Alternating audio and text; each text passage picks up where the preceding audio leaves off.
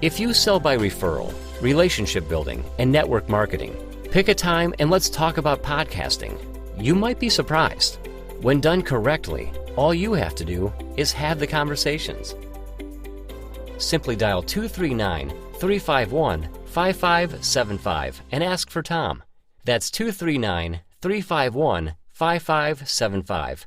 Or go to lawfirmpodcasts.com to schedule a call. Welcome to the NJ Criminal Podcast.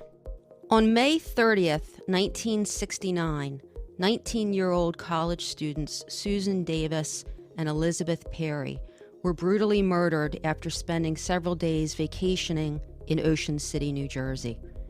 They were last seen in the early morning hours leaving the Point Diner in Summers Point as they left town to return to Susan's home in Pennsylvania. Their parents reported them missing when they didn't return home on time, and several days later their bodies were found just off of the northbound side of Garden State Parkway exit 31.9. Joining me today is attorney Christian Barth, author of the 2020 book, The Garden State Parkway Murders, A Cold Case Mystery, which is a culmination of almost 10 years of research. Christian, welcome. Thank you very much for having me, Meg. I greatly appreciate it. Well, I appreciate you taking the time, and I'll start by saying that you also have a three-part podcast that I would encourage my listeners to check out. It is a link, you can reach a link on your website, which is, correct me if I'm wrong, www.christianbarth.com. And it's very Christian well done. Christian Barth author. ChristianBarthAuthor.com. That's why I checked. Good. So let's start by telling me first, what led you to, spend 10 years researching and writing this book, and a little bit about just the basic facts of this unsolved murder.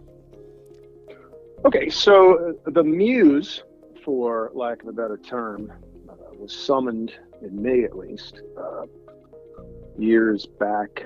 But as far as we'll get to that. The origins of the story, or my interest in it at least, began when I was about 12. I want to say 13. I could have been 14. We traditionally, as a family, I grew up in Cherry Hill and spent part of this summer, not the entire part, down at the Jersey Shore in Stone Harbor, and then later we had a place in Avalon. So we'd go to Stone Harbor, and on these return journeys, we'd always take the Parkway down there and back. And as I recall, I'd always just get lost in this reverie when we traveled north. I was sitting in the back seat looking out into the woods along the Parkway because there's no development there. And just, sort of have this childhood fascination with it. And during one of these return trips home, we had driven right past a spot along the Parkway. And I recall specifically my mother saying to my father, they never found out who killed those girls, did they? And my interest was immediately piqued, just fascinated me. I'm like, what girls? And they didn't really delve too deeply into the case, but I remember my father saying, that's true, they never did. And he said, he was mistaken actually in his facts. He said, well, they put a trailer up in the woods in hopes that the person who did this would come back because the killer always returns to the scene of the crime. And that sort of really piqued my interest. But, like anything else, life moves on. And then I was on and I went to law school, and sometime thereafter I was taking a writer's course at Rutgers University with Lisa Zeidner. And I remember, we obviously were assigned a short story, and I was thinking what would make a good short story. And for some reason, that came to my mind, and that wound up being a short story that I published in a magazine called Thought Magazine out of San Francisco a long time ago. And from then, I actually self-published a book called The Origins of Infamy, published in 2009, which was a first-person journey into the mind of Ted Bundy, beginning with his origins and then going all the way to his possible involvement in the Jersey Shore case. And then after I'd done that, I had done so much research in preparation for that that I decided, well, why don't I write the nonfiction version of this? So that's in fact what I did. And then I researched even more and began the process of writing it and interviewing every single living New Jersey State Police detective that would talk about the case who was still alive. And that's pretty much how it came to be about, as to how the story began and my interest in it and my beginning to write about it. Yeah, what I found so impressive as I read the book was the amount of detail and the number of individuals that you were able to interview that had some involvement in the case. Individuals that have now since passed away, different detectives Yeah. and all of that. So I thought that was very, very thorough and very interesting. You mention in parts of the book that because this is still an open investigation, typically when individuals are doing research, they can file what's known as an OPRA request, Open Public Records Act request. But because this is still considered an open investigation, my presumption is that you were not able to obtain case files. Is that accurate? Absolutely. I So that filed really several. limits, yeah, I'm sure that really limited your ability to kind of I did. piece together what happened. I know you refer a lot to newspaper articles, so I'm interested in just your process and how you, before we get into the facts, how you did your research. I filed several Oprah requests with the New Jersey State Police in the 2000s, and one, I believe, with the Atlantic County Prosecutor's Office, one or two, back in the early 2000s as well, was obviously politely and summarily rejected on both times because of, and you'd be aware of this as a practicing criminal defense attorney, the um, active police investigation exception to the Open Public Record Act's statute is pretty broad and all encompassing, and there are really no ways around that. So I was limited as far as gathering insiders' knowledge of the case and outside of the secondary sources, such as newspapers, to my discussions with retired, still alive New Jersey State Police detectives, like Jack Krebs, George Dix, men who happen to have been really, really involved with the case and have since passed away. So it was fortuitous timing in that regard.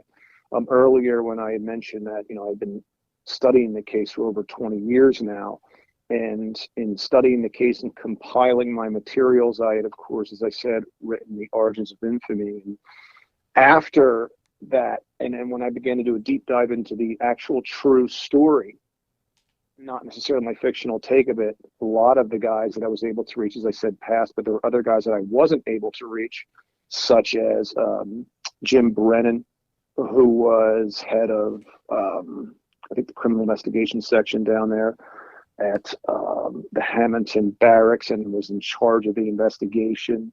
Jim Toth, who was the chief polygraph examiner. I wasn't able to speak with those guys. The Saunders brothers were two state police detectives heavily involved with it, didn't speak with them. But everyone who was alive and the other remaining guys, as I said, I did speak with, and they were extremely generous with their time. There was really only one person who was not, who was in fact retired, who I obviously won't mention, but it was just very encouraging to know that there are people out there that cared enough about the case and were willing to just devote so much of their time in helping me find the answers and assisting me in my search. And just from a jurisdictional perspective, you've got the Ocean City Police Department. Although the girls had stayed in Ocean City, it's not believed that they were murdered in Ocean City. But Ocean City is part of Cape May County. And then just over the bridge is Summers Point, which is Atlantic County. But then you have the Parkway, which is New Jersey State Police jurisdiction. So I would imagine even in doing your research, you've got these different agencies. Obviously, New Jersey State Police took the lead on the case, but you've got these different agencies involved. And it's always easy for someone to pass the buck, I guess, so to speak, when you're trying to get information. How did you go about obtaining old newspaper articles? And I thought it was really interesting to listen to old radio publications or radio reports that had been put out at the time of this incident.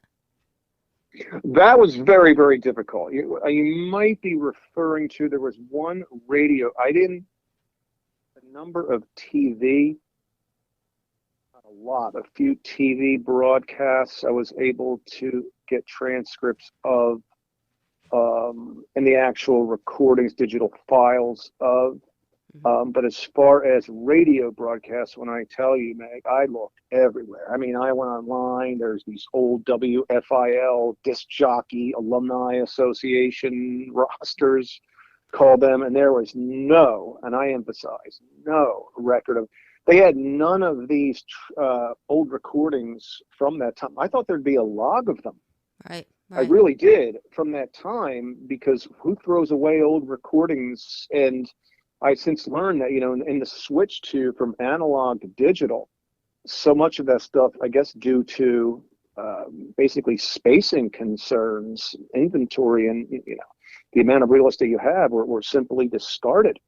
So I wasn't able to get any of that. The one radio reference really was a result of a witness who had contacted me in 2006 regarding Ronnie Walden's involvement in it, and she had in fact heard the broadcast over a Jersey Shore radio station that the girls had in fact been found, and that's actually what prompted her to contact the New Jersey State Police detectives and offer a very compelling statement as to who she thought had done these murders. Right, and the reason I'm spending time talking about it is because this is true crime, and I do think that your book spent a lot of time giving detail that is factually accurate, and that's obviously, you're an attorney, you're an author. This is, although you had previously in 2009 written a fictionalized account, this book is not fiction.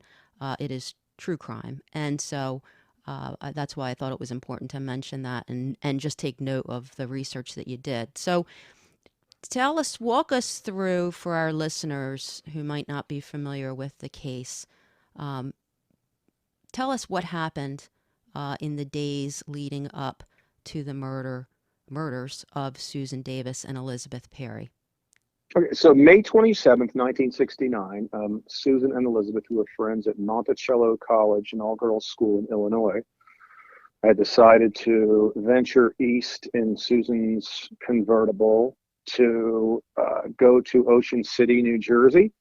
I was privy to letters from friends of Susan's and of Elizabeth's that chronicle just briefly their trip east. Nothing like a day-by-day account or anything, like basically indicating that they wanted to go east and see the beach. And Elizabeth Perry, who was from Excelsior, Minnesota, right outside of St. Paul, hadn't been to the beach. Susan, who was from Camp Hill, Pennsylvania, outside of Harrisburg, wanted to introduce her friends, so they drove east, and the idea was to visit the beach for 3 days at Ocean City, then proceed northwest just an hour to go and rendezvous with Susan's parents, Wesley and Marjorie Davis, and then go down from there, the four of them, this being Susan, Elizabeth, and Susan's parents, to see Susan's older brother graduate from Duke University. So they drove east on Tuesday, they arrived in Ocean City on Tuesday, May 27th, and checked into a boarding house on 9th Street owned by Walter Seiden. It was called the Seiden House. Registered in the guest registry, spent 3 days doing nothing really important, not necessarily important, but nothing that really caused you in retrospect to say, oh, well, that's a clue as to what the unfortunate fate that would befall them. And just to be clear, it was just the two girls together. Just the two girls together. So they went and they checked in, they to the boardwalk, went to the beach. Apparently they went and parked and met a bunch of boys and had some beer and on the side of the road. No evidence that they ever went over and participated in, the Bacchanalia, for lack of a better term, at Summers Point at the time, which is pretty much the heyday of, the groups that would go and drink and party over at Tony Marr's and Bay Shores. So they went to Ocean City, and on the morning of May 30th, when they were set to leave, they were supposed to leave not later in the morning, but certainly when the sun had come up. And at 4:30 in the morning, they had, I guess, been out 2 hours, and they came back, and it was 4:30, and they had left. And Walter Simon said, "Why are you leaving so early?" And they wanted to get a jump on the road. And he said, "Well, at least wait until the sun comes up." But they didn't listen to him, and they left. And from there, they went directly to, according to the timeline, the Summers Point Diner right across the bridge in Ocean City, around 5:30. It was right when the sun came up. This one of the waitresses said that it was just at about 5:30 when the sun came up, and they asked that the blinds stay up so they could see the sunrise. It was very, very crowded at the diner at that time. Again, they had people pouring over from all-night bars, and basically the kids who were at the Bay Avenue bars would walk over to the Summers Point Diner. It was a 24/7, very, very popular place, and the only place that was open at that time. So after eating there, they met with a couple of boys who had just joined them at their table, and there was some discussion after the fact that there was the bill being paid, and they didn't want to pay it, and there was an argument. There was no argument. They got up and left, and no one saw them leave the diner, get in their car, and that same morning when they were due to arrive at Susan's parents' home, they didn't arrive, and the parents became concerned, contacted the landlord, the Ocean City authorities, asking what had happened, and that brought up the entire search. 13th state alarm was issued, and that's when everyone got involved looking for them. The fathers actually rented a helicopter and swept over the area to see if maybe they'd been in an accident on the side of the road, because it was a very uncharacteristic of either of these two to leave and anywhere without telling them. So that's the first part of what happened, as to what happened. Now then, that very, which would have been May 30th, again, when they left. Well, that was Memorial Day. It wasn't until, I guess, years later that it became a Monday. It was on a Friday that year. And around 8 a.m., Louis Sturr, state police trooper stationed out of the Avalon Barracks, was doing his northern loop, and he saw the car, Susan's 1966 Chevy Impala SS convertible with the top down, parked unoccupied on the side of the road. Did a check with NCIC and Pennsylvania Motor Vehicle Database, learned that it was mistakenly relayed back to him that it was another owner, thought it was abandoned, and had it towed. There was nothing inside it. There were no keys. There were no signs of mechanical breakdown. There was a straw purse in the front seat, but he had it towed, and he went on a brief fishing vacation afterward. And it wasn't until he returned on Monday, 3 days later, that he saw, I guess, on the teletype at the Avalon Barracks, that these two girls were reported missing. And when he saw what kind of car it was, he immediately said, "Uh-oh, I towed that car inadvertently, so there was a mistake there." And that's when the search commenced right after. Right. I shook my head when I read that. It was 3 days were basically lost because of that mistake. And that was the light blue convertible that he saw parked, which really would have been ultimately in fairly close proximity, correct, as to where the bodies were later found? Yes, the car was located. Again, because the car was towed prior to the arrival of the police, and prior to the arrival of the police after they found the body, it's all subject to estimate as to how far from the crime scene the car was located. I've heard 150 feet, 150 yards. But it's facing northbound. Northbound, right? And if you look at there are some old photos up there. There's a deer crossing sign. Mm-hmm. right out there, and that's where it was parked, somewhere near the area of the mile marker 31.9 and 31.8 is where the car was parked. Right, all pre dash cam, all pre body worn camera. So Exactly. just going back a little bit, were you able to speak with anyone in the Sibin family, or no? No, they've. Oh, yeah. After the fact, After, right? I Okay, did speak with a brother, okay. one of Walter's children, who was able to provide a description of the house, the day-to-day activities of the parents. He obviously, see, there we go. He was able to relay to me, the time, how really viscerally impacted his parents were, Mm-hmm. and just distraught as to what happened, moving forward from that point. And then after the fact, not in the book, I had spoken with one of Walter Sibin's daughters, who I remained friendly with, and she sort of similarly evoked the disposition of her parents and how profoundly this thing had impacted them. Sort of an ongoing trauma that they lived with the rest of their lives. I guess a lot of guilt and remorse were tied up in that. Yeah, from the sounds of it in your book, it sounds like Mr. and Mrs. Sibin had, even though the girls were only at their house, their rooming house or boarding house for 3 days, had developed somewhat of a relationship with the two girls. And there's an indication that there were one or more guys that came by that morning early, 4:30, to say goodbye to the girls, but they were later cleared. Is that right? There is. I was never able to ascertain their identities. I had heard they had gone to Duke University. They were never under suspicion. I think the girls were out the night before, came back at about 2:30, and then between 2:30 and 4:30, they allegedly had dates. These people, but nothing that I have learned, and I've covered every aspect of the investigation, had indicated they were any form of suspect. I was never able to find out who they were, Mm-hmm. either. And apparently there were two boys who were sitting on the curb across from the street, I guess which is now the Tradewinds Motel, or one of the motels down there, and said, "Hey, Sue, Sue," and they had known him or not, but so nothing really ever came of that. They were never in persons of interest or anything along those lines as far as filling in that time frame between 2:30 and 4:30.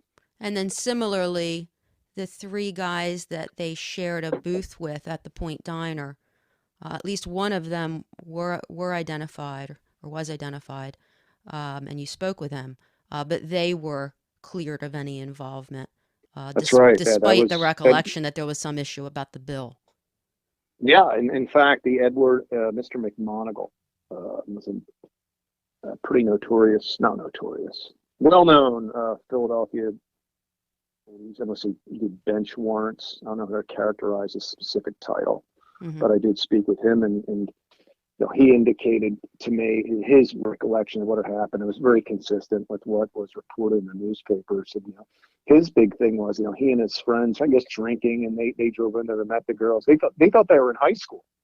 They were so innocent. That's they asked one of them, "Let me see your ID." So it was a very very innocent interaction. Sinister about it, between these three guys, and basically, I guess maybe one of them skipped out on the bill, tore it up and left. Their own bill, that is, and within all these kids being there, I guess the old dine and dash, or whatever you call it. But yeah, he basically, his account of the morning he met those two was very consistent with what was in the papers. And again, they had left before the girls did, and never saw them get in their car or see any suspicious characters or anything like that. There was another individual who was a potential witness, who was a security guard, that was standing on the steps of the diner, presumably as the girls left. And you actually Right. spoke with him. Tell us what he saw, Oh yeah, and how that plays in. Albert Hickey. Albert, security guard, part-time, and a part-time photographer for UPI. And he was out there.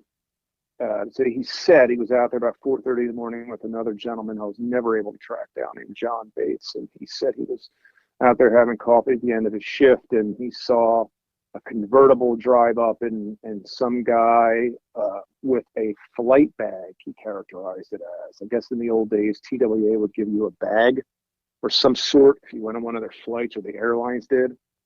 And he jumped in with his bag. He said he was about 5'9", 5'10", shaggy hair, not a hippie, not a straight person. But he did say that he had a yellow shirt. He was consistent with that. And then this person wound up driving off with these two girls. Well, Albert said this to the newspapers first. The yellow shirt issue? Yeah. Yeah. And then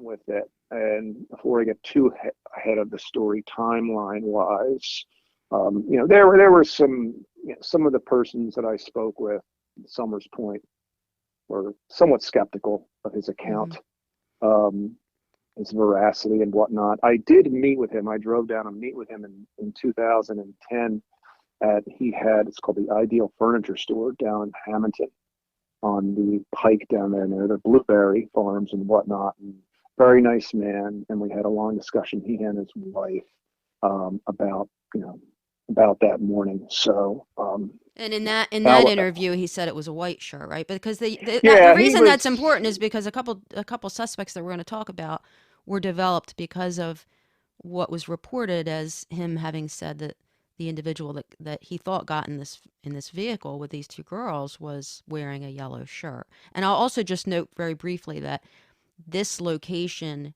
was before the circle in Summers Point was taken out. So he's presumably standing on the steps of the diner, the Point Diner, and looking towards the circle. And there was some suggestion that perhaps the girls came out of the Point Diner, made a right, went around the circle, and then went,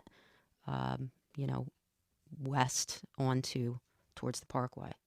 It was right at the Jolly Roger Cocktail Lounge, used to be there, which is right, adjacent to the diner near Diorio's. So that's where he said that he had saw them. But again, his timeline was questioned, and his veracity was as well. But you're right, as far as irony is concerned, that did come into play down the road as far as what he said he saw that morning in the yellow shirt. So Monday morning, once they realize, the trooper gets back from his fishing trip, realizes, hey, this was the car that these girls were in, then search ensues in that grassy area off to the right of the Parkway. About how long before the bodies were found? About 15 minutes into the search. Didn't take long. Right. The searchers were on a hand-and-knee search of the area, and a guy named Elwood Fonts from Summers Point basically stumbled upon the bodies of Susan and Elizabeth, who were located about 10-15 feet apart. Susan was discovered face down and completely nude. Elizabeth was near her and face up.